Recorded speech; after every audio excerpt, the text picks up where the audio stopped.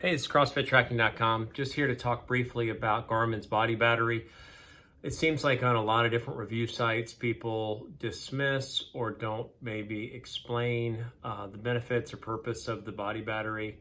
And I have found it to be an effective measure or a useful set of information for assessing my overall health and how I'm sort of doing internally. What it basically does is it's from First Beats analytics, from the heart rate variability measure and your overall activity in a day. It combines those two primary aspects, I think, with an overweight on the heart rate variability, to combine it into a depletion of resources, sort of like a literal battery on your phone. The more you're surfing the web, the more you're using your phone, the more the battery is depleting over the course of the day.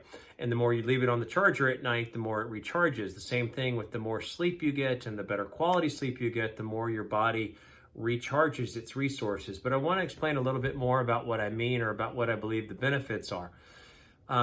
I have found it to accurately depict when I had too much to drink or didn't get enough sleep or had a high stress day, how I was doing internally. You know, a lot of us will tend to feel tired, but I thought it was actually a good measure of how truly deeply tired I was at different points. And that's actually somewhat important because I think it prevents injury. You know, Whoop has had a whole platform based off of heart rate variability and the overall depletion of resources. Here it's sort of hidden within the Garmin, operating system, or hidden within the Garmin ecosystem, but I believe it's a very useful functionality combined with your overall sleep calculation to help you determine how restful or how you're doing health-wise. For me, there has been times, and I saw it actually, one of our kids has the Vivo Smart 4, which is one of the first devices to not just have stress, but have the body battery. And it just, Garmin is a genius at sort of subtly letting things come out and letting the, interested people in the world find it on their own. But he was facing sickness and his body battery wasn't generating. So normally it would go up to 100 every night, and then it would get to like 50 or 40 or 67. And it was like a couple days or one day before a sickness. And then every day during the sickness, he wasn't regenerating. So he had a 3 to 5 day sickness window and his body battery wasn't regenerating, which to me was a clear sign that it was an effective measure of his body under strain. So if it's an effective measure in this sort of more extreme situation, then it's also an effective measure, or relatively effective in shorter cycles, like just regular day-to-day wear and tear on your body. And so it helps me to realize how deeply tired or fatigued my internal parts are, as well as how it would relate to my overall well-being if I hit a hard workout and was facing strain or injury, because I'm in a more depleted state.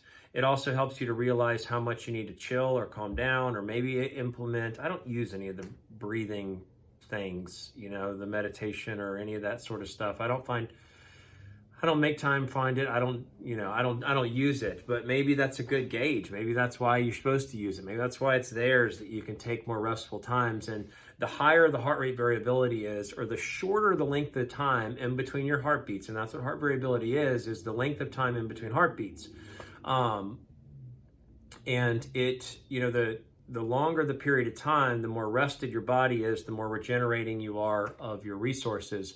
The shorter the time, the more chaotic and stressed. And then when you have a high activity day, when you're doing exercises, it'll deplete more quickly as well. So heavy duty workouts, a lot of stress on the regular, higher heart rate variability, or shorter term between beats per